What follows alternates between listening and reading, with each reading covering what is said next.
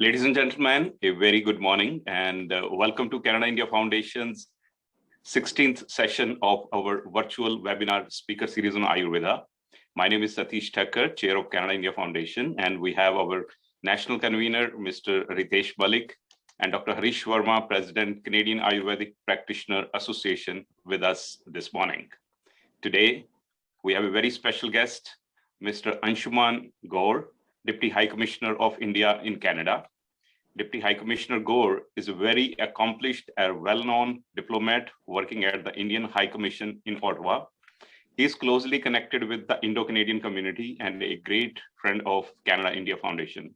A very warm welcome, Mr. Gaur, and thank you for joining. Our expert speaker of this morning is Vaidya Mukund Sabnis. He will educate us on Ayurveda management of obesity. Friends, as we know, obesity is a progressive chronic disease similar to diabetes or high blood pressure, which is characterized by excessive fat accumulation that may impair health. Worldwide obesity has nearly tripled since 1975.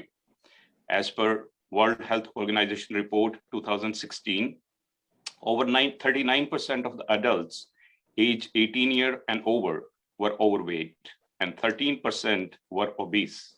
In Canada as well, according to 2015 Canadian Health Measure Survey, 30% or more than 1 in 3 adults in Canada has obesity and may require medical support to manage their disease.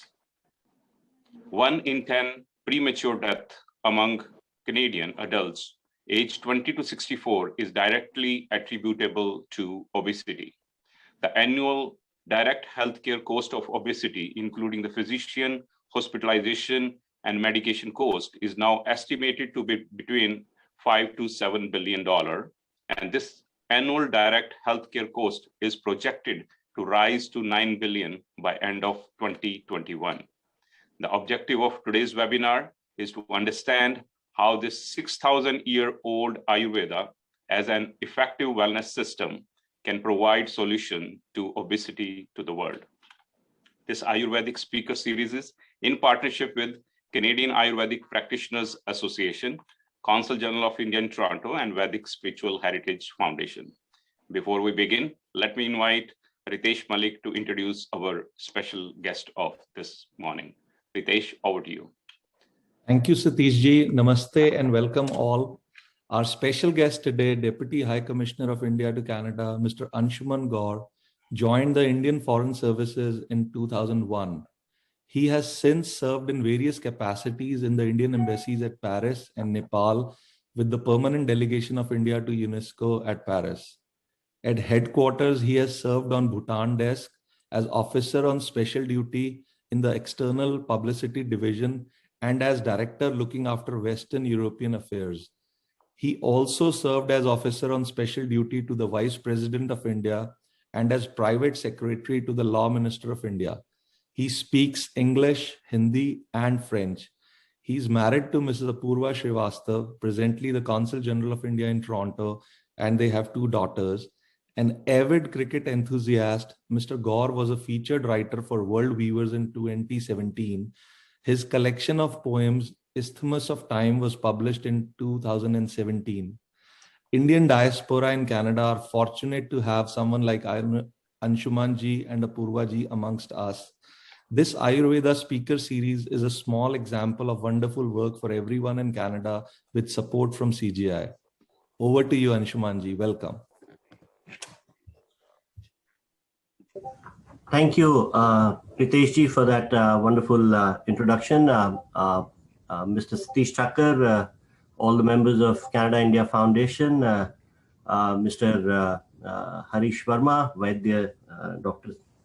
Special invitee for this talk. It's a wonderful initiative from Canada India Foundation, and the High Commission in Ottawa and our Consul General in Toronto are very happy to be associated with it. I think this brings together various strands of the Indian community, the connection with India, and how that ancient knowledge and wisdom of India can be channelized for a better and a more healthy world. The Ayurvedic philosophy is encapsulated by a Sanskrit shlok in for us in India. Sarve bhavantu sukhina, sarve santu niramaya. May all be healthy, may all be happy. And Shushrut, who was one of the leading physician practitioners of Ayurveda, codified it to a large extent. To him, health was not just an absence of disease; it was the overall wellness of the human being, and not just the human being, but of the entire society. And that informs and drives the basic foundations of Ayurveda. In recent times, there's been a recognition, not just because of the pandemic that we are facing in terms of challenge of COVID-19, but even before that, there was a general realization across the world that for a more holistic and more combined and comprehensive approach to health and well-being, we need to look at some of our traditional wisdom, some of the traditional knowledge, and that is represented by the body of Ayurveda. But Ayurveda did not grow up just, by the wisdom of some sages in India. It was a cross-pollinated, cross-cultural embodiment of knowledge which was collected over the years, and that is what we need to move on ahead as we not only share with the rest of the world the knowledge and wisdom from India, but also absorb new ideas, new approaches, and I think that is how we are seeing Ayurveda grow. In India, our policy towards Ayurveda and other Indian system is already aligned with the traditional medical strategy of the World Health Organization, which recognizes such traditional and alternative medical streams as being crucial to the overall well-being and health of the world. In Canada, especially after the formation of the Ayurvedic Association of Canada in 2017, we are seeing a strong growth in the codification and systemic growth of Ayurveda.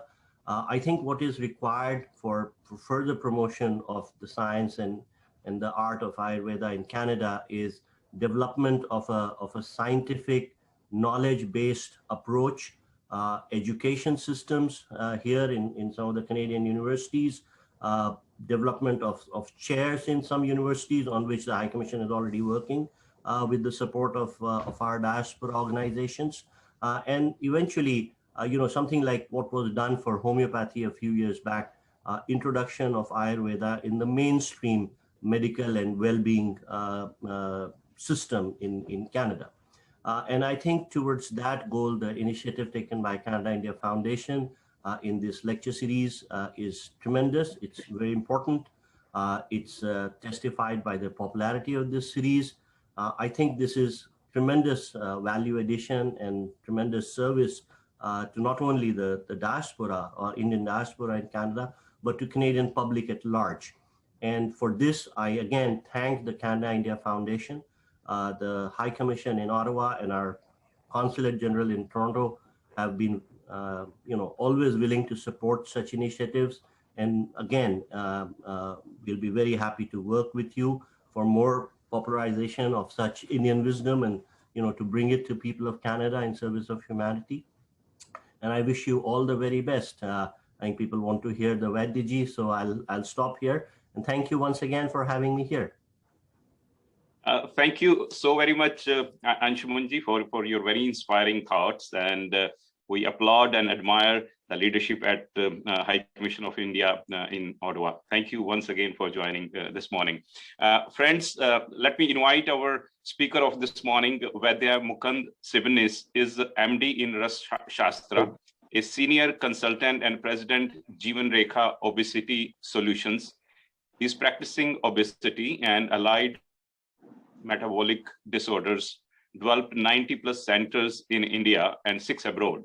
He was instrumental in treating over 50,000 patients for obesity, where a maximum weight reduction of 59 kg was given in just 9 months, and 55 kg weight reduction in juvenile obesity. He's running his clinic side biochemistry, hormonal lab, along with drug standardization, and to be used for exploring Ayurveda drugs and formulations. He has authored books on chemistry and pharmacology of Ayurveda medicinal plants and concept of Rasayana.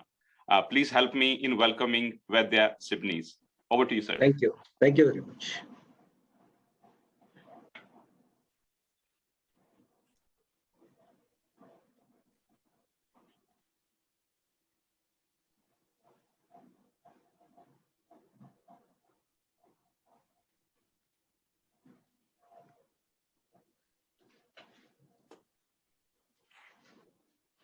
सर्वे सुखिनः सन्तु, सर्वे सन्तु निरामयाः, सर्वे भद्राणि पश्यन्तु, मा कश्चित् दुःखभाग् भवेत्.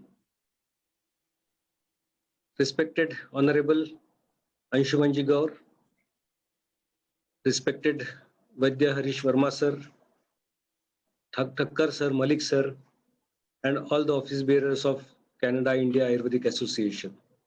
So, first of all, I thank all the organization to allow me to share my thoughts regarding obesity and obesity through Ayurveda management. Basically, obesity, as we have seen in the introduction, that is a what we call as an hazard of modern civilization. What is said that as the civilization is getting advanced and advanced in technology, obesity is increasing day by day, and it's true.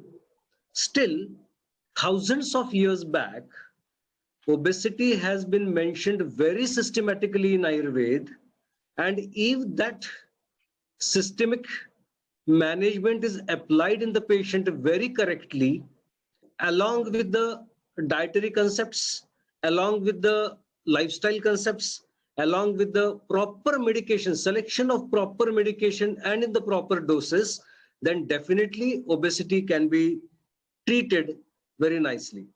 So basically our data is today's data is up to 52,000 plus patients undergone at a single center study in Aurangabad in Maharashtra. 10,000 patients from multiple centers. Maximum weight reduction given in adults is 59 kg and in juvenile obesity is 53 kg. Thousands of people have reduced more than 20, 25, 30, 35 kgs. These are some of the figures and photographs of the patient who have reduced. You will not able to recognize that these are the same persons. So this way we can manage it through Ayurveda. I'm grateful to show you these photographs, that these are managed through Ayurveda, and it's a pure Ayurveda management where a technological help from modern medicine is taken for the correct diagnosis at a molecular level. That's very important. You can see these photographs. So these people, they have reduced 20, 25, 30 kgs weight in a span of 6 months or 7 months. So there are a number of people who have reduced it. So as I told you that as the technology is increasing, people are becoming obese and obese. And the way what we are managing obesity through Ayurveda, that we are trying to increase the scope of Ayurveda medicines. So we have a holistic approach in treating obesity.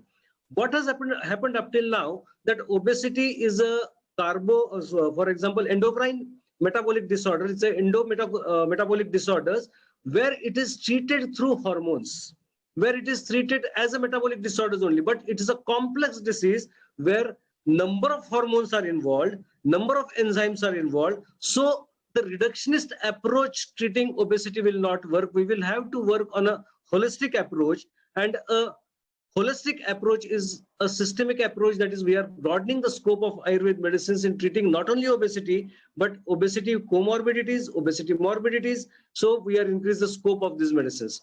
So why a person should reduce weight? That risk of obesity, that it increases the mortality even in Corona now. If we see the data, that maximum obese patients are affected in Corona in the European countries or in the Western countries also. You might be knowing it. So diabetes mellitus prevalence increases, hypertension, sleep apnea, hyperlipidemia, psychological effect, osteoarthritis. So number of comorbidities are increasing. So obesity has already become as a globosity throughout the globe. So now the change in scenario is seen. So obesity is seen increases it with the age, specifically in the women. So more prevalent among lower socioeconomic and lower income group nowadays. But very important, obesity when we were young was thought to be a disease of the rich people. But now it is more prevalent among the lower socioeconomic and lower income groups with particular strong social gradient towards women. So that's very, very important. So defining obesity, a very perfect definition what we have made is that obesity is a chronic, lifelong, genetically related, it may not be compulsory, but it's a genetically related life-threatening disease with highly significant medical, psychological, social, physical, and economical comorbidities. So this is the definition what we have made when we are treating obesity. So no doubt reducing weight is helpful in many systemic disease like coronary artery disease or metabolic syndrome. Even in cancer, in obesity, cancer increases very fast. Psychological illnesses are there, osteoarthritis, hypertension, so many comorbidities. There is no system in the body which is not affected by obesity. No system in the body which is not. So every time when obese people will go to a different consultant, first they will have to reduce weight, consultant will advise them to reduce weight. So Ayurveda has elaborated very correctly, and they have told the whatever the causative factors today are there, these causative factors are mentioned 2 to 4,000 years back. That excessive consumption of sweets, excessive consumption of oily stuff, excessive consumption of food which are heavy to get digested, sedentary lifestyle, daytime sleeping are the main cause of obesity, which were mentioned years, thousands of years back. So even obesity has been classified very correctly. Classification of obesity has been made into sthula and ati sthula, or Saulya and Medoroga by Sushruta, or Adhika Madhya Hina by Vagbhat, or Meda Dosha as per Sharangdar. So obesity was classified in those days also as we are classifying obesity in these days. So the whatever the pathology of obesity is there, that is the adipogenesis, excessive formation of obese cell or fat cells. So they either may be hypertrophic, where the size of fat cells is more but the number is less, or they may be hyperplastic, where the number of fat cells is more but the size is less. So in modern terms, we classify obesity as a hypertrophic obesity or hyperplastic obesity, and the obesity situated into different organ is different. That's very important. Means the fats which are situated in the abdomen, fats which are situated in the breast or in the hips, they are hypertrophic fats. The size of fats are more, but the number is less.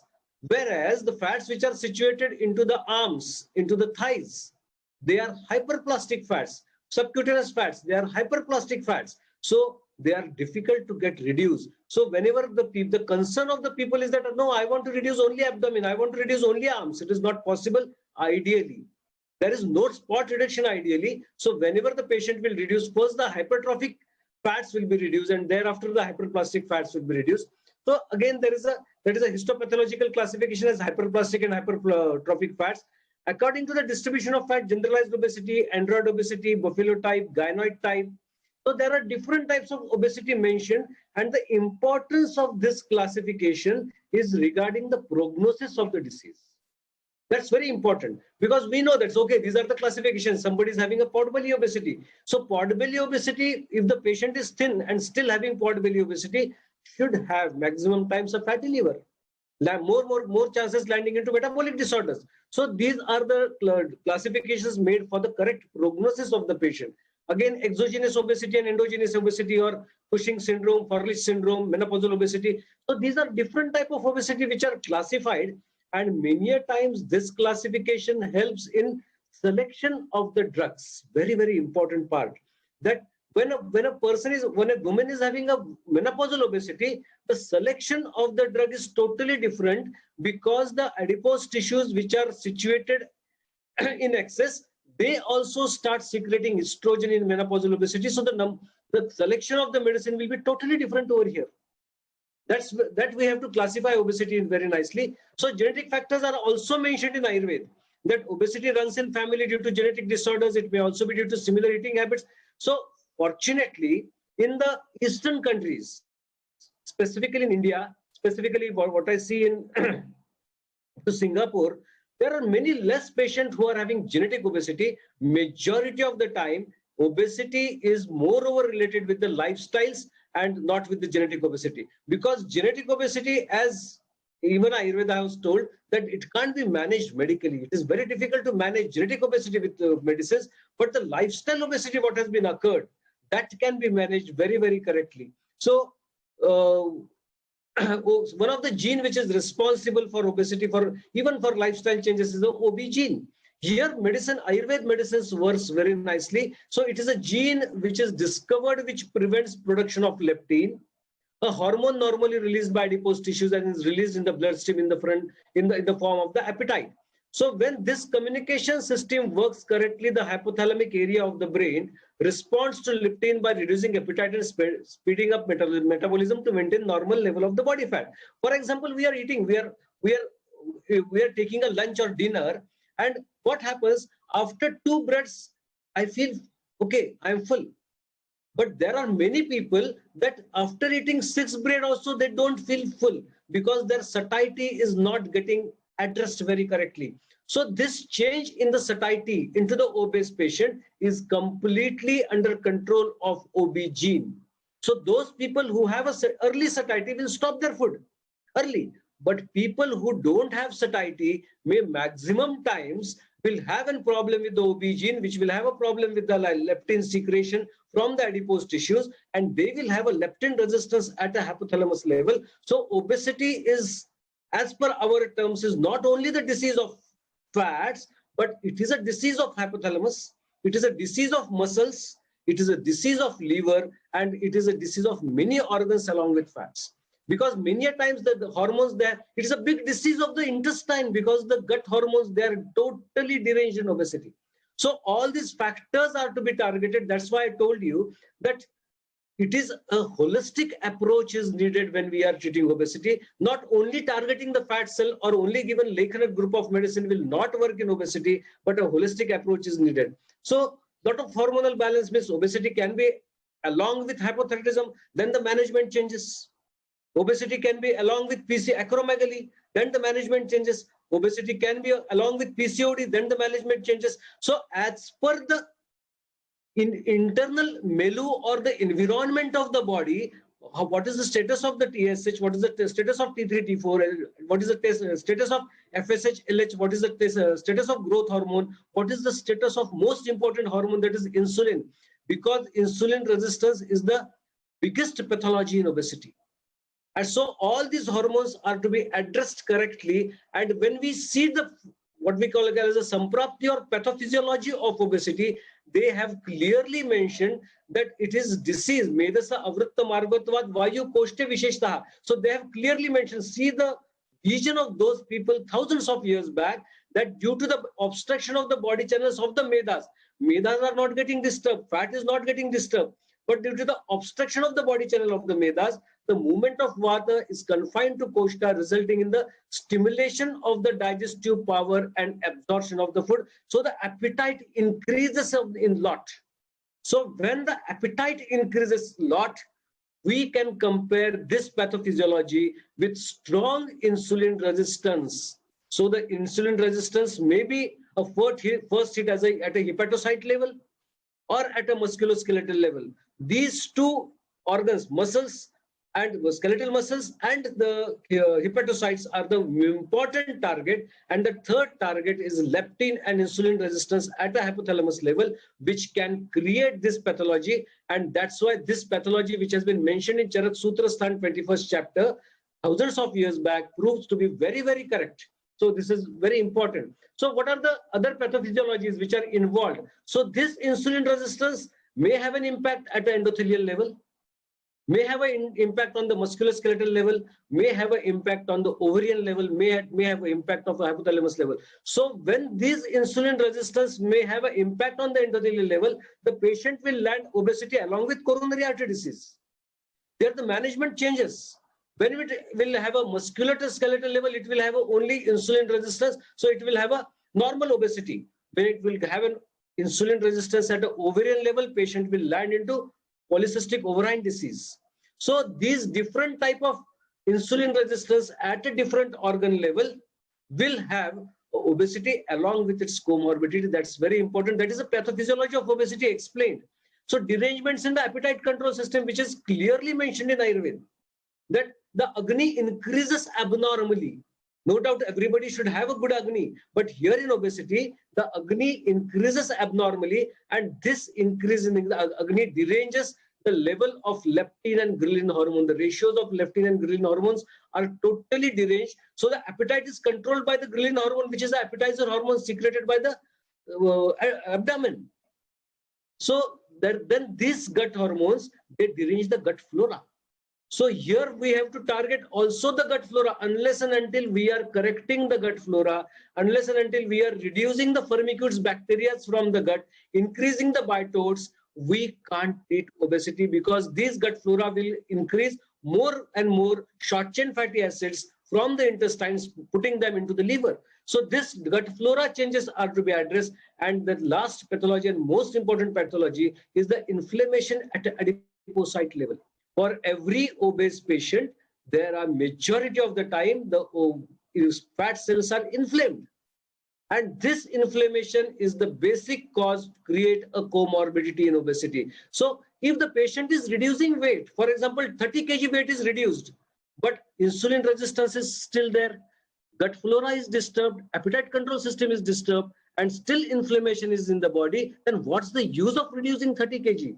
That's why obesity is not only about reducing weight, but obesity is about the targeting these pathologies.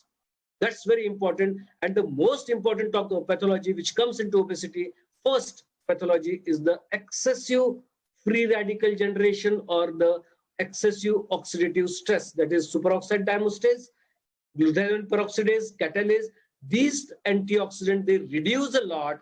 And when these antioxidants are reduced, then oxidative stress increases, creating all the above pathology what we have seen. So as per Ayurveda, the Medorog pathogenesis, that is a causative factor, is Kapha and Meda dosh.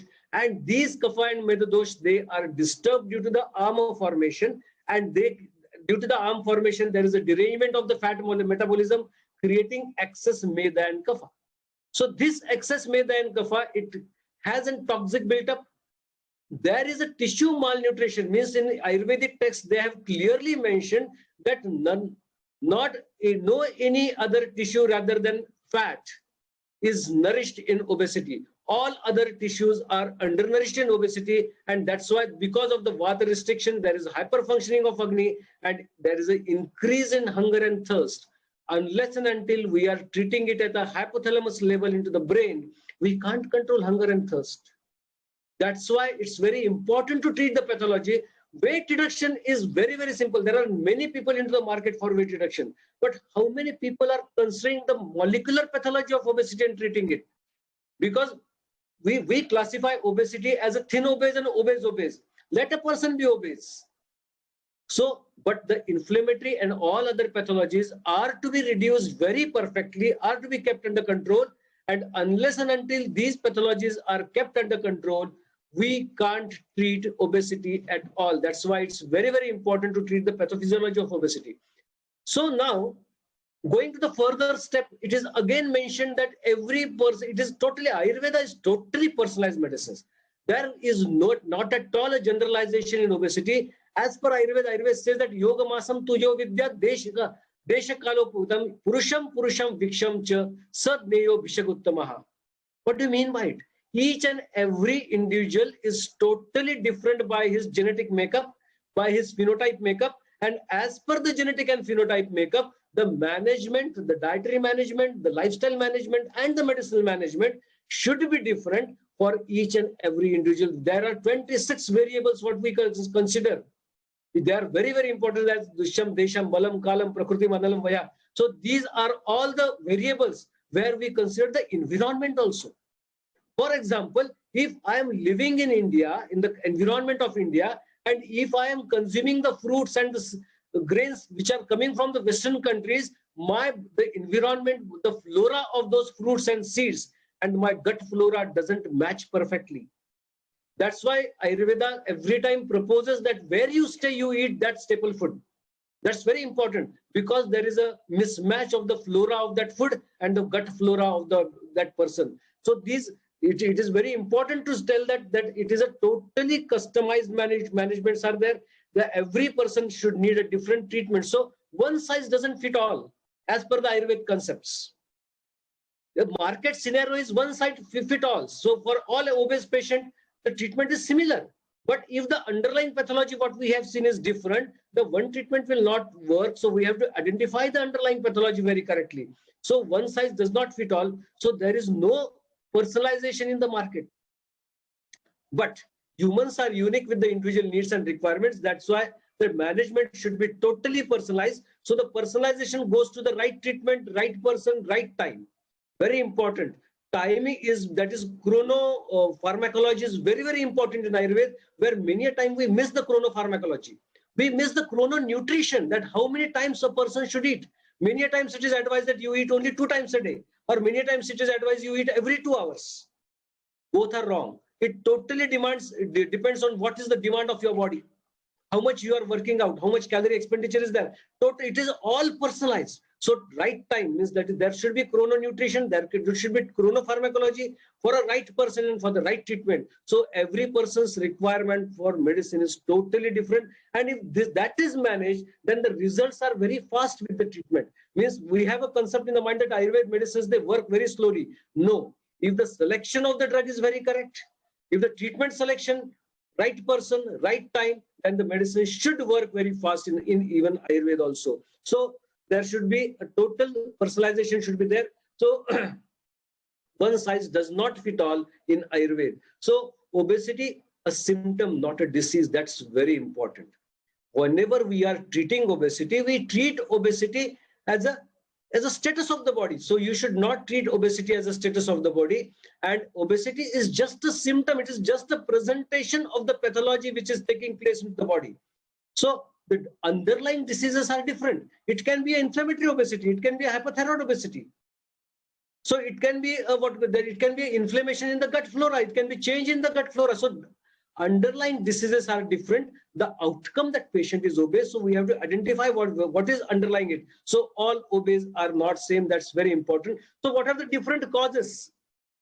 So insulin resistance, low thyroids, leptin resistance, fatty liver, PCOS, and drug-induced. Most important is the more input and less expenditure of the calories. That is a sedentary lifestyle is the main cause of obesity in today's era, where it lands into the first pathology of oxidative stress and the second pathology of insulin resistance. So that we have to take it into mind. So the customization should be there. So medicine and diet as per the physique of the patients are required. What is the physique of the patient? Whether the patient is having osteoarthritis, patient has reduced 40 kg but still needs a knee joint replacement, then what's the use of reducing 40 kg? So the management should be like that it should treat obesity along with the comorbidities. That's very important. Pathology should be targeted, not fats. Reducing fat is the outcome of it. Complication of and obesity targeted in a single management means number of medicines should not be given to the patient. So the patient feels very bored. Patient are not supportive when we are giving many good amount of medicine. So the medicine should be less. Medicine should be totally standardized. And whatever we are using, we are neither using Google preparations, neither we are using any metallic preparations in our obesity management than what we are using.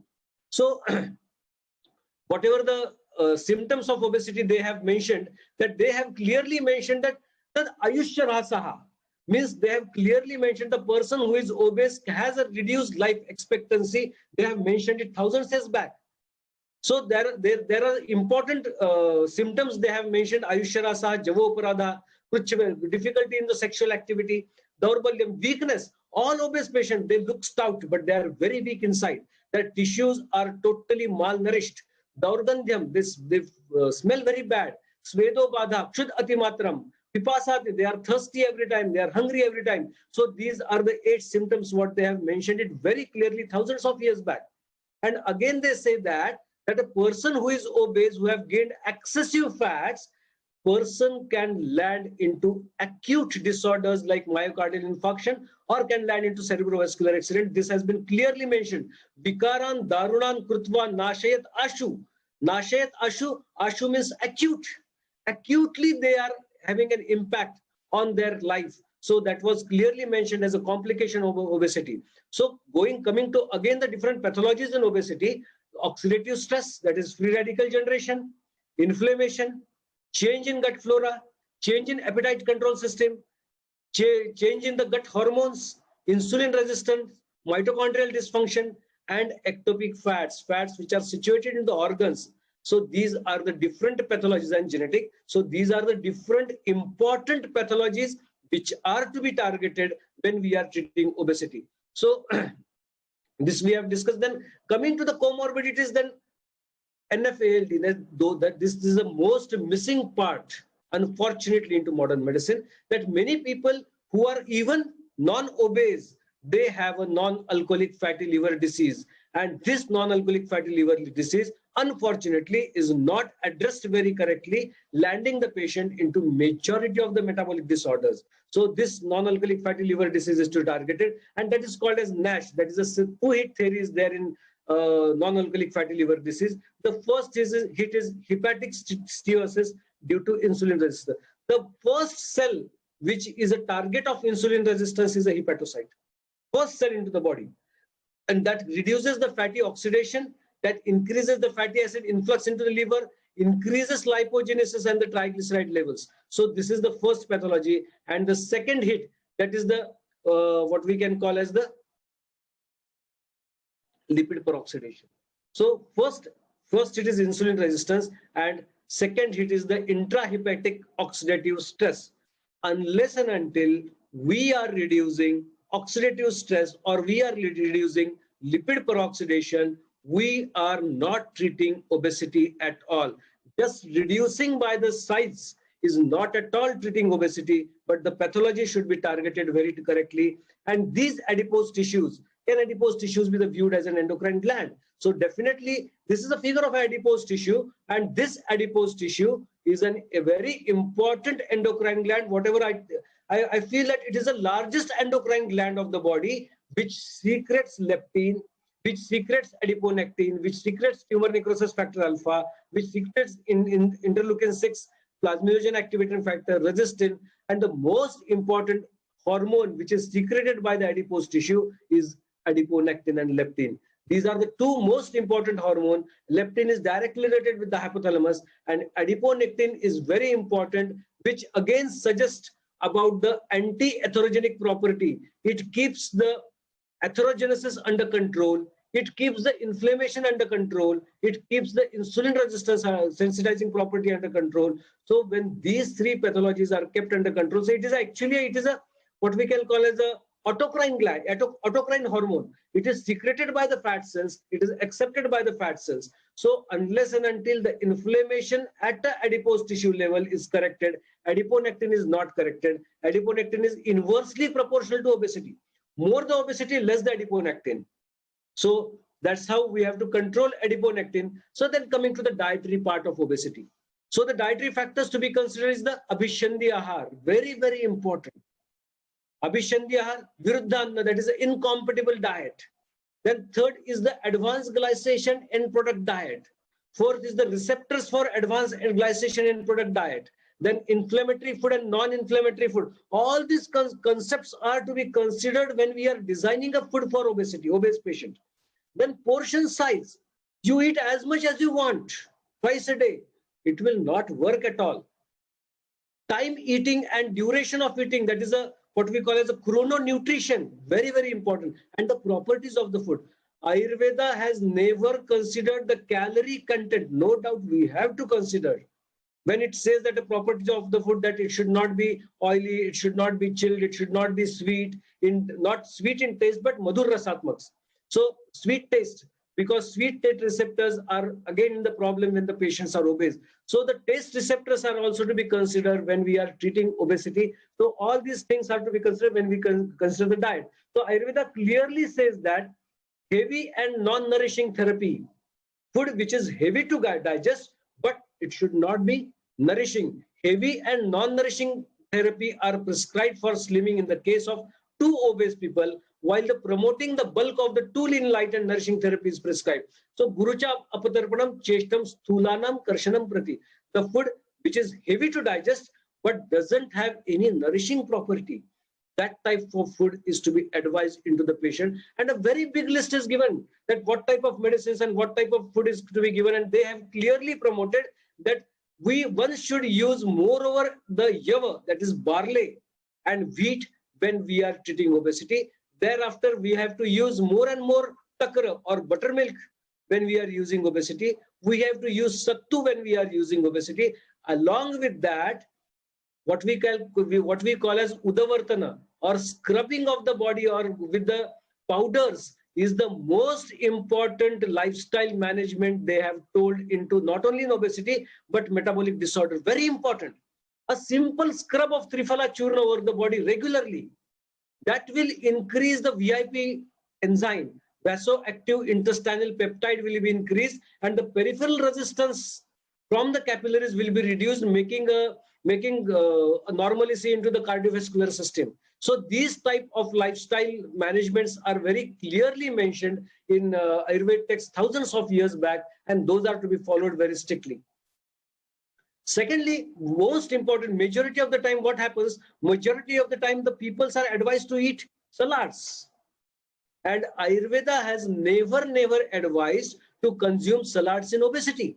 Shakam nisneha siddham cha varjam yanit paristutam. Not only in obesity, in a normal context also they have not advised to eat salad, but they say that it should be little bit, it should be given heat along with oil, and then only it should be used. There are very many technical reasons behind that, what we have found today, because it has a bad impact. Eating salads may have a bad impact, creating inflammation on the gut and creating a change into the gut flora. So Ayurveda have never advised to consume salads. Then these principles we are following very strictly when we are advising diet to the patients. Then pushpam, patram, phalam, nalam, kandascha, guruha, kramat. So the vegetables which are to be used, those are to be little bit fried with very little oil. And it has been said that pushpam means flowers, leaves, fruits, stem, and the roots are consecutively, they are very heavy to get digested. So we have to see that the most thing that which is very light to get digested, that is to be advised to the patient. Then regarding even about the sprouts, sprouts are not at all allowed in metabolic disorders and in obesity. There are many technical reasons that why sprouts are not, because when the seed germinates, when the sprouting activity occurs, the proteins gets reduced and the carbohydrate gets increased into the patient and into the seed. And there are certain enzymes which make the sprouts very heavy to get digested. So whatever we advise are the unsprouted beans we advise. That it makes a lot of difference when we are treating obesity and when we are treating the gut flora of the obese patients. So these concepts are very important when we are treating obesity, these dietary concepts. Then coming to the principles of managements. That is antioxidants, insulin receptor sensitizers, anti-inflammatory, gut flora corrections, and impact of the appetite control systems are very important when we are treating obesity through these are the important principles when we are treating obesity. Now, when we are telling fruits, see, we have copyrighted into 129 countries our prescriptions of obesity. They are copyrighted in 129 countries. And Ayurveda has never suggested any fruit in any metabolic disorder. Many a times patient depart, can I have apple? Why apple? It has a fructose. So amlani rasatah pake guru ushnani viryatah pittalasya ni lagnani tafo utklesha karani cha. Those fruits which are sweet in taste and sour in taste, they are going to increase kapha dosha, and increased kapha dosha is one of the basic pathophysiology in obesity. So Ayurveda have never advised any fruits in treating obesity. That is the important principle. Then we have found the biochemical reasons, very interesting biochemical reasons, that why fruits are not allowed in metabolic disorders. Then we have seen that we found one very important parameter, and this important parameter suggests about viruddhahar, that is uncompatible food, along with the fruits, why they are not allowed. So there is one parameter that is called as EFF. This is the excess free fructose. So when we are suggesting the fruits, these fruits, majority of the time, they have a excess free fructose. That is, the fructose to glucose ratios should not exceed 1:1. When the fructose to glucose ratios, they are increasing to 1:1, then the food which is getting digested may get elevated the serum CML, means carboxymethyl lysine. Very interesting part, that body recognizes food either as a carbohydrate, protein, fats, or alcohol. But when the CML increases, the body means carboxy is carbohydrate, methyl is alcohol, lysine is protein. So body doesn't recognizes the food as fats, carbohydrates, or protein, and that becomes undigested, and this CML, it gets deposited into the smooth muscles of the arteries, making the arteries harder and harder in metabolic disorder. So such type of fruits are not at all allowed in metabolic disorder. That is very, very important concept. You can search on net the research papers. You'll get a lot of research papers which are really, they coordinate. They are matching with the Ayurveda principles what they have elaborated. Unfortunately, what has happened, that we people, Ayurveda fraternity people, we don't have a courage to tell the people of Western countries to stop with the fruits, because fruits are the basic food of their breakfast and their meals. But these fruits which have excess of fructose, see now, I'll show you the slide, very important slide. This dietary fructose, I'm talking now, I'm not talking about the fructose syrup, but the dietary fructose in non-alcoholic fatty liver disease, if that is given very correctly, you can see that that will create inflammation, that will create fibrosis, and the output of this fructose is uric acid, which is highly inflammatory. So when fructose is digested by the liver, ATP is not generated. ATP is adenosine triphosphate, which is a high calorie, what is called high level energy. But on the contrary, ADP is generated, adenosine diphosphate is generated, and the byproduct is uric acid. You can see in the figure that uric acid is highly inflammatory. So not only in obesity, but people who are diabetic having fatty liver, people who are having gout, people who are having obesity, people who are having polycystic ovarian disease, people having hypercholesteremia, hypertriglyceridemia, they should not consume fruits at all. This is what biochemistry is telling. Ayurveda, they are telling only. Ayurveda has told it since thousands of years back. But even biochemistry is also telling the same thing, which is not followed by the medical fraternity. That is a very sad part, actually. So these concepts, Ayurveda concepts, are to be followed very perfectly to control obesity, unless and until people are not stopping with controlling the fruits. They can't stop the pathology of obesity. They may reduce. And what people show, that what I have shown in the initial slide, that how much people have reduced. But what people are reducing with the biomarkers of obesity is very, very important when we are treating obesity. So that's why fruits are not allowed. Similarly, it is like ghrut also and oil also. How much oils? Ayurveda has never promoted oil and ghee for obesity and metabolic disorders. They have told that Sarpir Vata Pitta Prashamanam Tailam Vatasle. So they have promoted more oils in obese patient than ghee or cheese and butters. They have clearly mentioned that Pathyam Tavad Ghrutam Tad Atimatram Apathyam. That ghee is good for health, but in excessive, no doubt, it is not allowed. And in the last sentence, they have told Evam Dehe Atisthule Doshe Cha Kafe Apathyam. Dehe Atisthule, the patient, people who are excessively obese, they should not consume ghee, and those who are having kapha dosha predominance, they should not consume ghee. So that is, these concepts are very important when we are treating obesity. So when we are treating obesity, oxidative stress, that is free radicals, Sysmol is used. We have developed Sysmol. We have copyrighted this process. So we do hydroxylation process over Sysmol, and the Sysmol is increased up to 35%, which is a tissue-specific antioxidant working on the obese fat tissues. Then when the patient is having more inflammation, we have to use curcumin. When the gut flora is changed, imlicofsin is, that is amla, or Cyperus rotundus, that is musta, is used. When the appetite control system is there, again Berberis aristalta or Cyperus rotundus is used. change in the gut hormone, Andrographis paniculata is to be targeted. In a correct and right pharmacological dose, these medicines are to be used. In insulin resistance, Saptaparni or Guduchi, that is Tinospora cordifolia, or Neem, this Azartica indica. So the selection of the drugs is totally depending on the pathology of that particular patient. When there is a great mitochondrial dysfunction, no doubt Chitrakan 3K2 comes to help. When there is an ectopic fat, for example, fatty liver, then we have to focus on Picrorhiza curva and Androgynous paniculata. There, Musta will not work. It will work, but not up to a complete extent. So, and when it comes to a genetic obesity, there is no management at all. So we should be able to tell if the person of genetic obesity comes to us, we directly tell, no, there is no management. And that is the beauty of Ayurveda.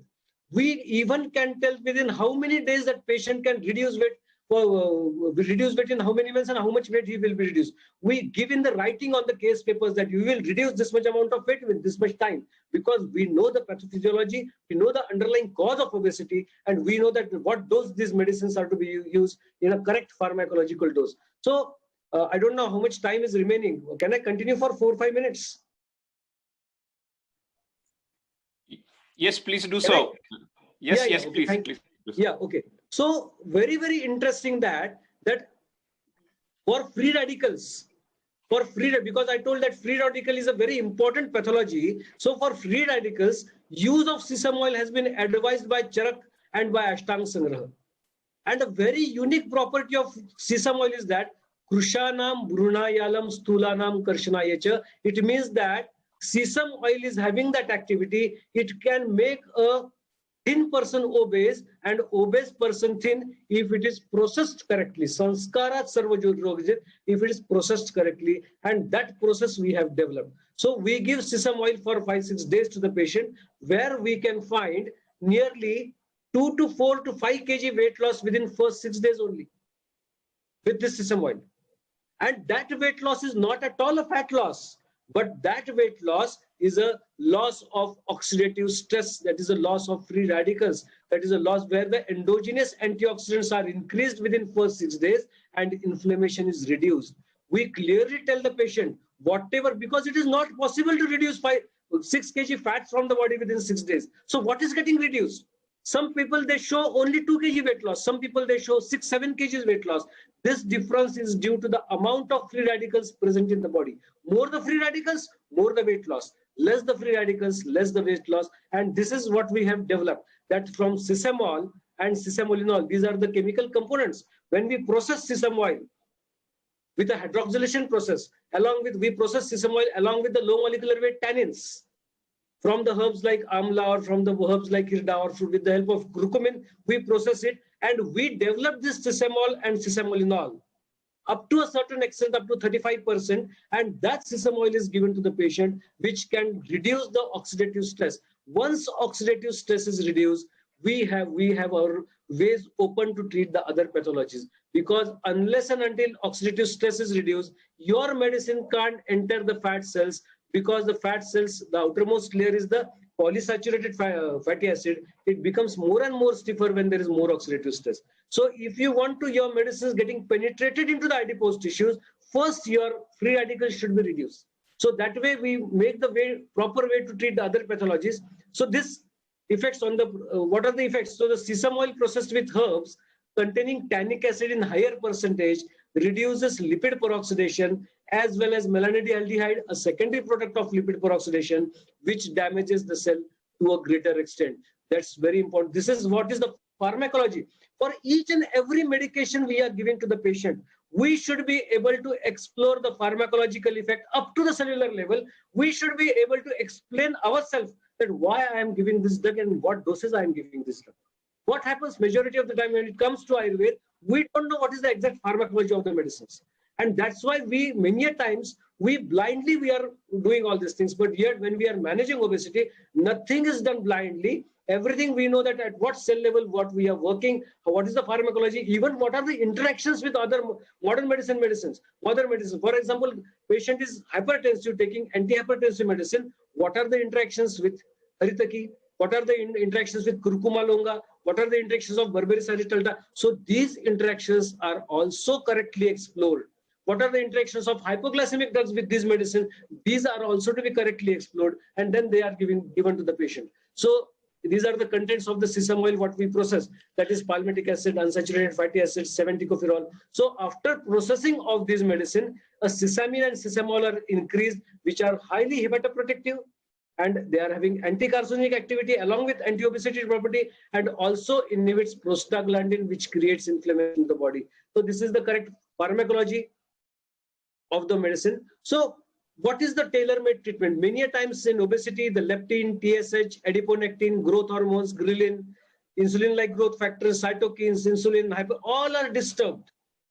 We have to target all these hormones and enzymes at a single given time. Your management, your formulation should be such that it should be targeted. So formulation in Ayurveda is specifically, it is a good art rather than science. So how we formulate the medicine, because there are herb to herb interaction also. So how we formulate the medicine, how much what we call as the bioavailability enhancers we are adding into the medicine, at what dose we are adding, that decides what hormones we are targeting. So this should be the treatment. I'll just show you that these are the list of gut hormones which are to be targeted.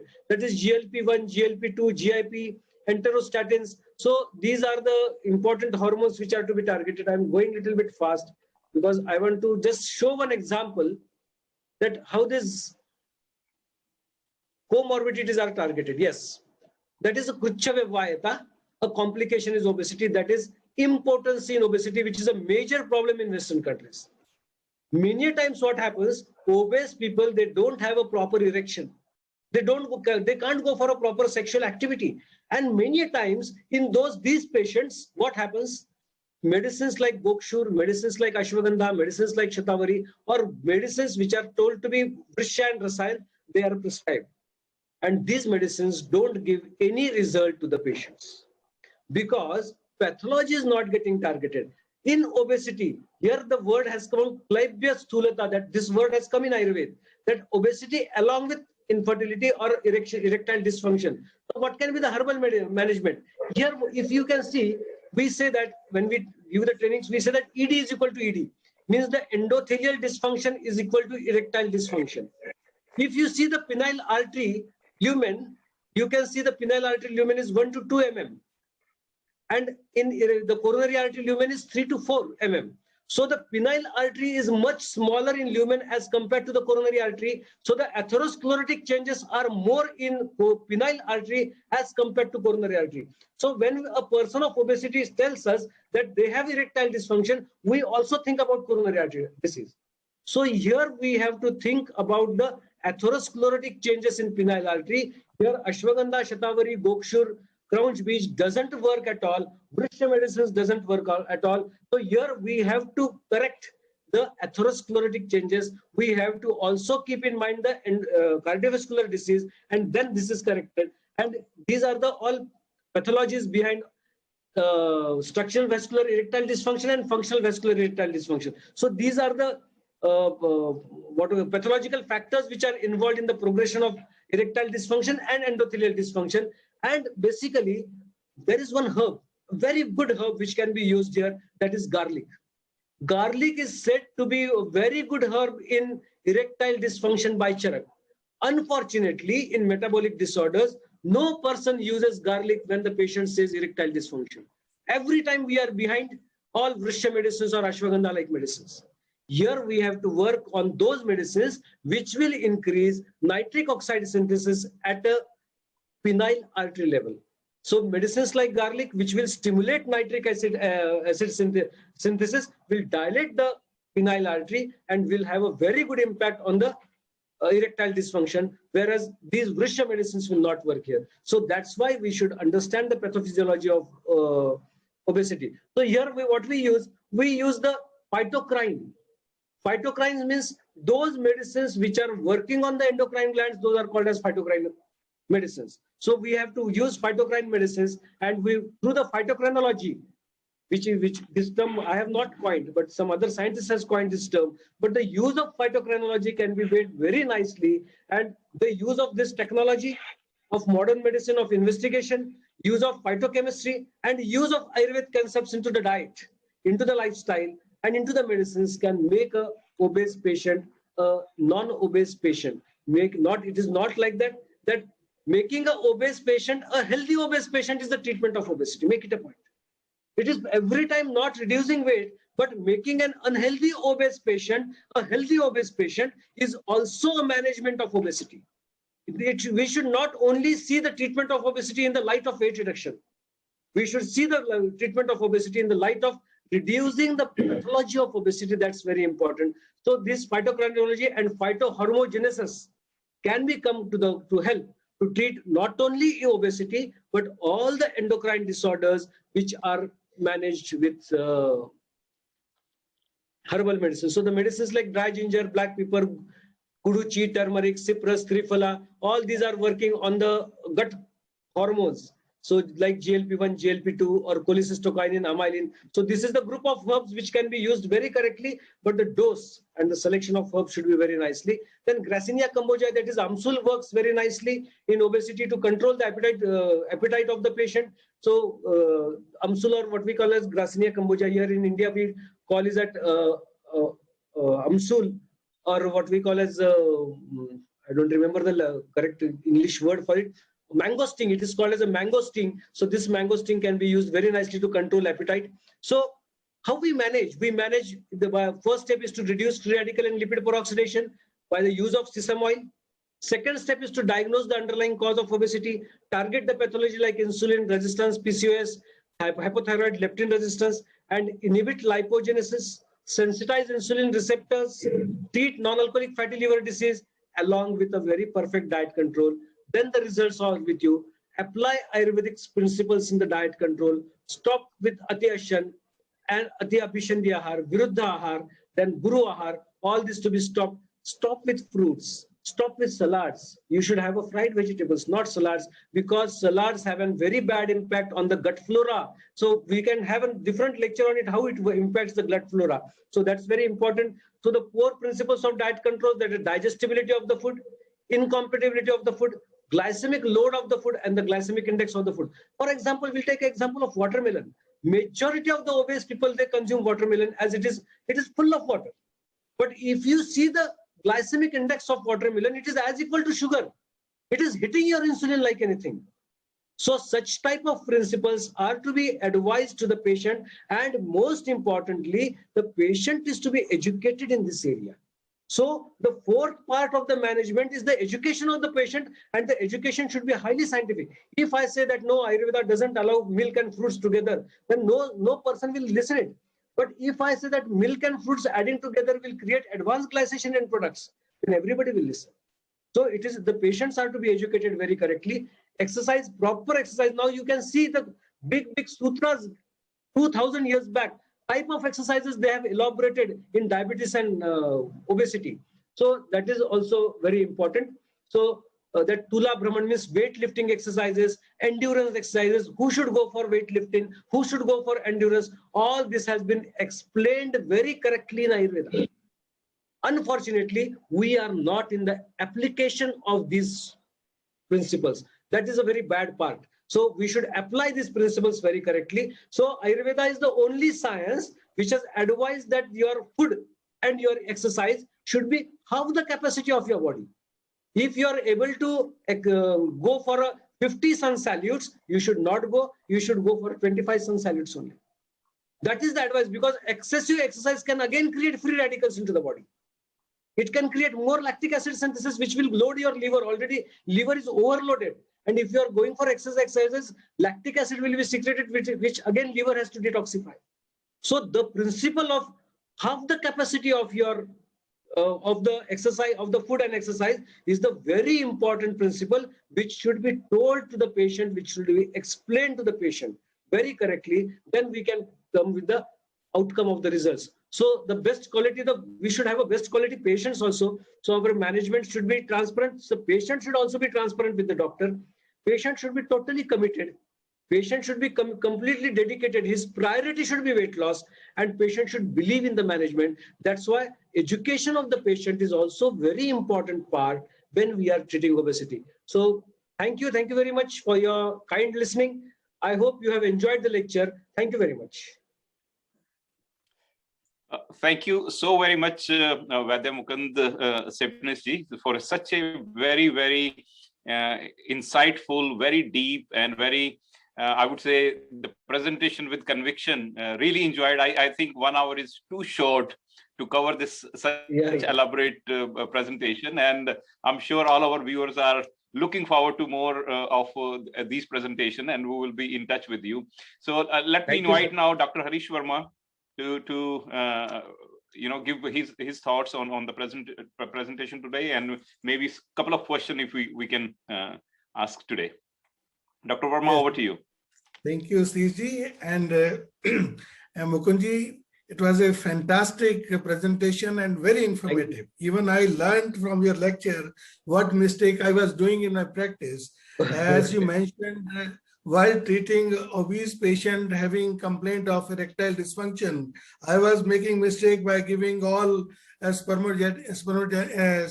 these aphrodisiac medicines described in Ayurveda. But you rightly mentioned in erectile dysfunction of patients, having patients who are suffering from obesity, first we should correct it with the garlic or any anti-atherosclerotic medicine. This is very interesting, and thank you very much for giving such a vital information. It will be very useful for my colleagues and members of all Association of Canadian Ayurvedic Practitioner Association. Thank you very much. Sir, my two questions are there. First of all, if we look at the constitution or the prakriti of the patient, why only the patients of kapha prakriti or kapha constitution or kapha type people suffer from obesity, or can pitta prakriti or vata prakriti people, can they also suffer from obesity? Yes, even vata prakriti, pitta prakriti, and kapha prakriti, both the prakriti people, they land into obesity. But moreover, those people who are having predominance of kapha dosha, because kapha dosha, the property of kapha dosha itself is to nourish. Nourishment is the property of kapha dosha. So it is an excessive nourishment. That is very important. Here it has occurred with an excessive nourishment. One thing we forget, that all obese people are overnourished people. The concept of overnourishment should be kept into the mind, and kapha dosha is a nourishing dosha. It develops the tissues. It helps into binding the tissues. That's why people who are having predominance of kapha dosha, they land more over in obesity. But those people who are having pitta dosha or vata dosha, they also land in obesity. On the contrary, those people who are having predominance of vata dosha but are obese, they land into more complications of obesity as compared to kapha dosha. Very interesting. And sir, second question is there any correlation of Meda Dhatu Agni Mandya with the obesity? Meda Dhatu. Definitely, it is only a Meda Dhatu Agni Mandya, not only Meda Dhatu Agni Mandya, but with every tissue there is Agni Mandya in obesity and diabetes. With every tissue is affected. So every metabolism of every tissue at a cellular level has been affected in sthulata or obesity. So we have to treat all the tissues, not only fats. All the tissues are to be corrected. The metabolism of all the tissues is to be corrected. Then and then only obesity can be treated. If you're targeting only fats, then that can't be a complete treatment of obesity at all. Okay. And sir, what are the simple 1 or 2 home remedies which, because our viewers, they are very much interested for home remedies. Is there any home remedy which they can use? It's very unfortunate that people are behind remedies and all these things. A simple lifestyle changes. For example, when you are feeling hungry, then only you eat. Eat half the capacity of your abdomen. Never eat full. Eat half the capacity of your abdomen. And the most important thing, identify between a true hunger and a pseudo hunger. If we see gulab jamuns and if I feel hungry, then that is a pseudo hunger. Body is not demanding it. We never feel fuel into our car when our tank is full. Similarly, when my body is full, when my body is not demanding at all, if I see some gulab jamuns and rasgullas and I'm feeling hungry, then that is a pseudo hunger I'm landing into. So first identify between a pseudo hunger and your true hunger. eat half the capacity of your abdomen. And the last, that you should be very watchful when you are eating. That is a super personal thing actually. We know basically what happens. People don't know that how much oil they should consume, how much sugar they should consume, how much food they should. They have all the accounts intact regarding money, but the food accounts are zero with the people. That's very bad part in all the civilized people. So we should have a complete accounts of the food in our family, that we are 4 members in the family. We should consume 1600 ml of oil for the family, along with ghee, butter, cheese, and all these things. If when I ask my patient, they said, we are 5 members, we are consuming 5 liters, 6 liters. Who have told you? So this should be greatly watchful rather than going behind the medicines. Because in Ayurveda, even for example, each and every medicine has a pharmacological impact. They can't take medicines by their own. People don't take antibiotics by their own. Similarly, Ayurveda medicine should not be taken by their own. They should be taken under medical supervision. But these simple steps, that you should be watchful when we are eating, you should never eat full the capacity of your abdomen, you identify between a pseudo hunger and true hunger. These things are very, very important.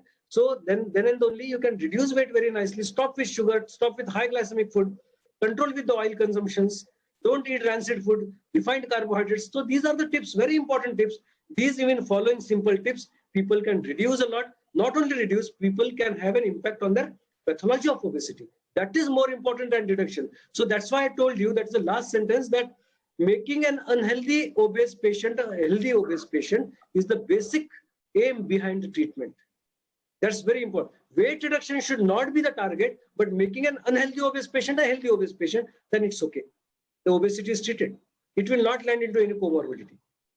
And sir, last question is, you mentioned about the processed sesame oil, where it is available. So basically we have copyrighted this process in 129 countries. So it is available with us. We can even explore, because I don't want to hide anything. We have given all the process on our website. Nothing is hidden. Whatever medicine we are using, all are explored all are told to the patient that you are giving these and these medicines. Nobody can copy the knowledge. So we are very free to distribute the knowledge. So what we do, how we process it, everything we can explain, everything is given on our website. You can visit the website of jivanrekhaayurved.com, or you can just browse Dr. Mukund Sabnis. You can find websites and you can go through the total knowledge of this obesity management. Thank you, sir. Thank you very much. Over to Stacey. Thank you. Thank you, sir. Thank you so very much, Dr. Verma. And before we ask Ritesh to do the concluding, I would request Anshumanji, any final thoughts you have on today's presentation? Thank you again, Satishi. No, I must congratulate Vaidya Mukundji for a very lucid and very informative exposition here. I'm sure I have benefited personally from this knowledge, and I'm sure all the participants have benefited. So once again, thank you, Vaidya, for this brilliant exposition. Thank you, Anshumanji. And Ritesh, over to you for the concluding remarks. And our apology to all the participants for going a little over the time today. Ritesh, over to you. Thank you, Satish ji.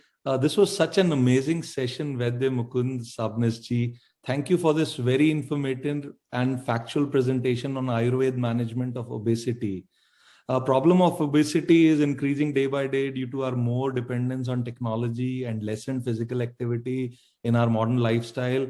I think once it was considered a high income developed country problem, overweight and obesity are now on the rise in low and middle income countries as well, particularly in urban settings. Ayurveda wisdom focuses and stresses on whole foods, exercise, stress reduction, and healthy sleep, which can help us in a healthful living and weight management. I think your work, research, and practice on this very important issue will be a great asset to today's society to deal with this menace.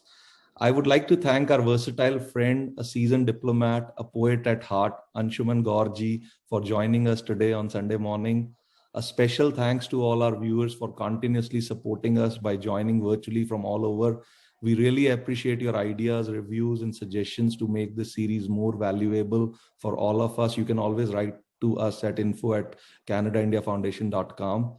Also, I would like to thank our partners, Canadian Ayurvedic Practitioners Association, led by our very own Vaidya Harish Verma ji, Vedic Spiritual Heritage Foundation and Consulate General of India to continuously support and promote this very important initiative. Thanks to Channel Y for covering this program live. Also, friends, please stay in tune for our next webinar on musculoskeletal pain management through Ayurveda Marma therapy on Sunday, 25th April 2021. Our expert speaker for this session would be Dr. Sunil Joshi. Please stay connected, stay safe, stay healthy. Namaste, and wish you all a very happy Vaisakhi. Thank you.